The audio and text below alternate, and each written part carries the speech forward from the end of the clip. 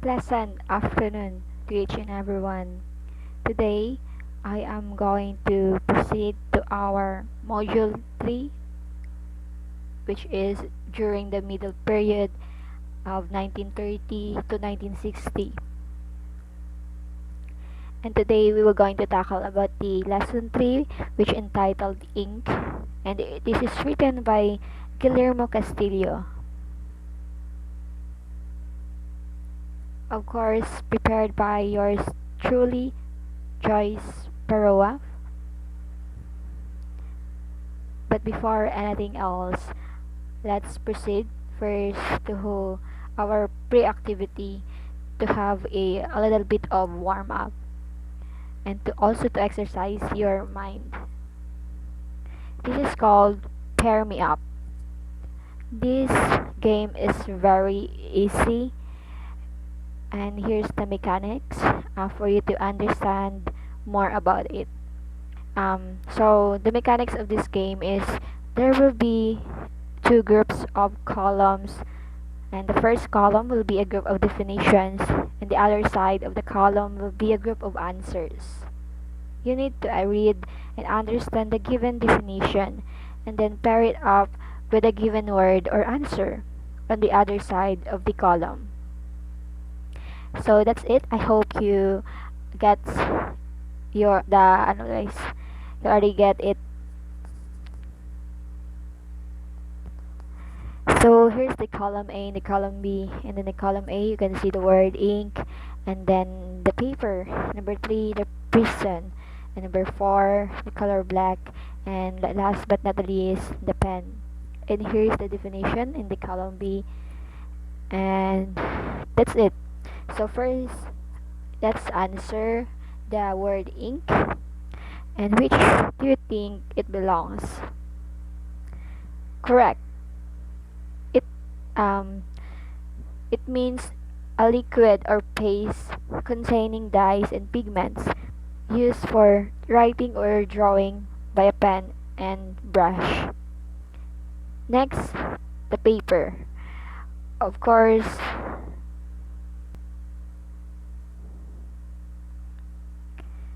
so next, the paper. So which definition do you think it belongs? Correct.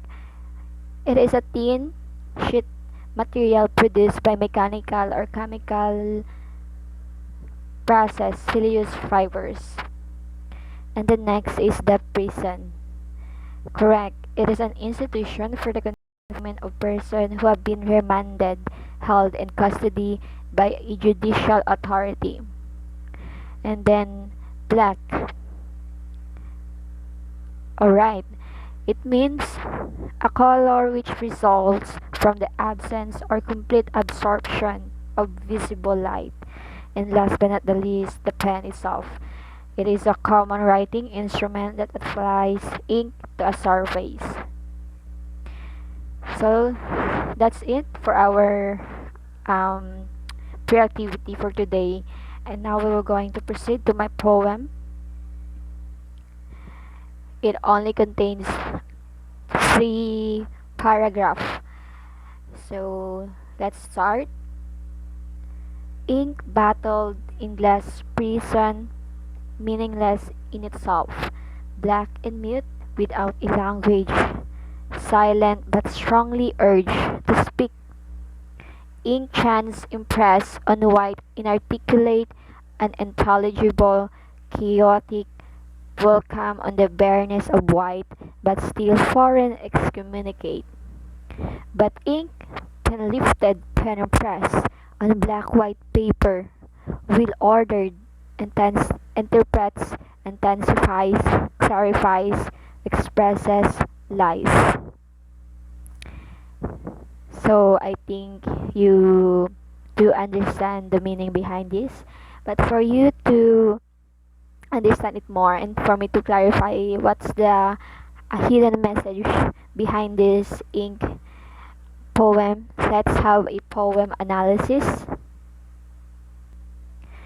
So by finding out the poem analysis, or by analyzing this poem, we're going to find out the mood themes and the message of this poem. First, let's talk about the mood. So it has a three paragraphs. So we're going to divide it into three paragraphs. Mood also. In the first paragraph, it has a reflective mood. Why? Because the poet reflects his typical picture of an ink's battle as its metaphor for his notion of idea, which is the ink, and inside the mind, which is the battle. So just try to imagine ink as your idea, and then your skull or inside the mind, which is the battle. Henceforth, battled ink implies to the message of being meaningless. In connection to ink, figuratively, his idea inside his mind was like in a prison, without spilling its content. So the author was just like reflecting his thoughts, okay, in a metaphor way or figurative. And then next is the unbothered. Why? Because initially he was just plainly stating the fact of ink's purpose, which is the uselessness of it. He was just like being unbothered about it. Because black and mute, he said, without a language, if not exposed to the other people. And next is suggestive. Why? Because the author ends it with a suggestive tone of line. Where specifically the line that says, strongly urged to speak. And he probably implies that we must speak out what we think or our thoughts itself. And the second paragraph, it has a factual mode. Nonetheless, he explained the power of ink if written on a paper, which is to impress the readers. It has a chance to make someone believe to your own beliefs. You absolutely have the power to convince them if thoughts are proven true and reliable. And then lastly, disappointing. Because unfortunately, the tone suddenly changes to being disappointed as the poet revealed that the ink could be inarticulate, unintelligible, chaotic, and foreign excommunicate. Because sometimes people reject your ideas. And again, the poem also showed the probable reaction of people to whom the express idea is presented. Still foreign excommunicate. It is clear that people will unwelcome such idea presented in such manner, for they cannot see any beauty and goodness in it. Beauty and goodness are some of the ends that man look for. So ergo, express idea in an intelligible manner still fails the nature of an idea. So next is the third paragraph. It has a positive mood. Suddenly, it turns again into light mode, where the author showed some positive result of his ink.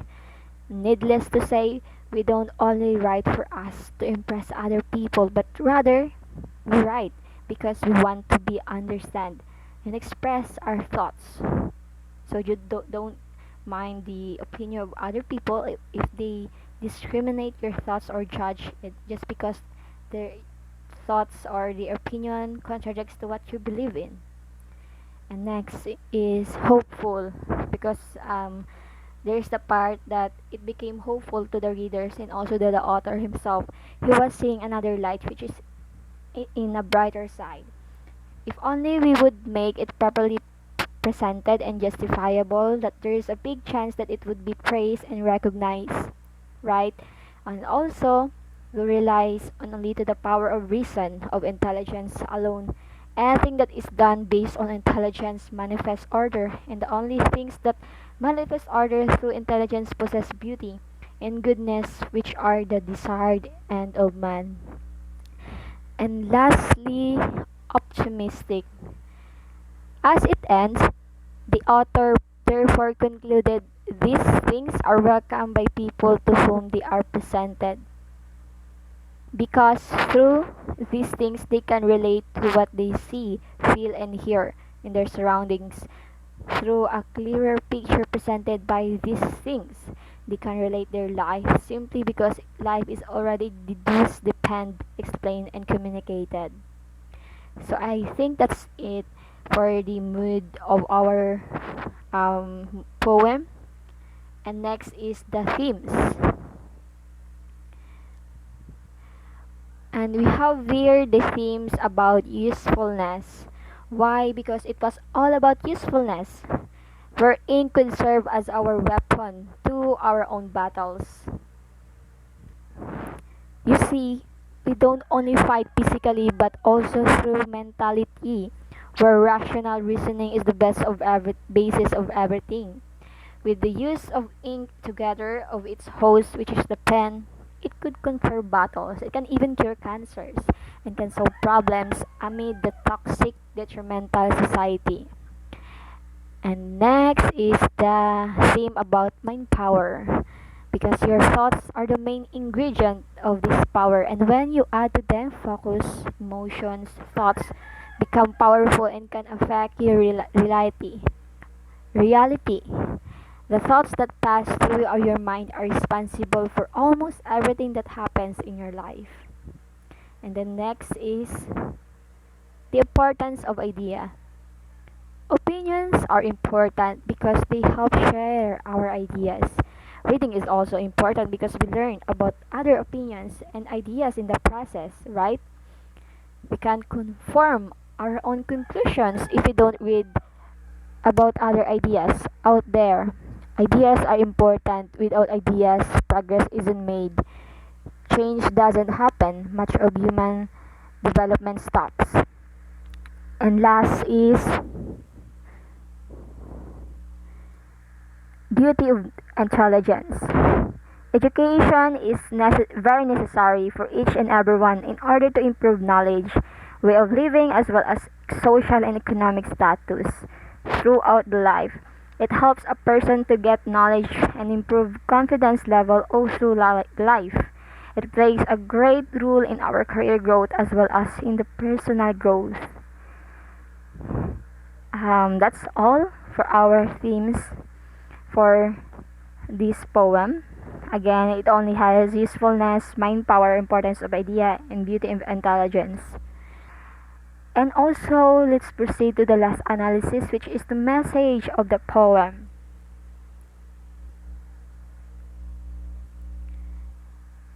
Okay, this is a little bit of an advice to everyone who is listening. When an idea is shared through the willingness to share it and through the proper presentation of it, it manifests the greatest idea of all, which is life. Which means this just implies that every one of us has the ink inside of us waiting to be written and tell out loud to all people.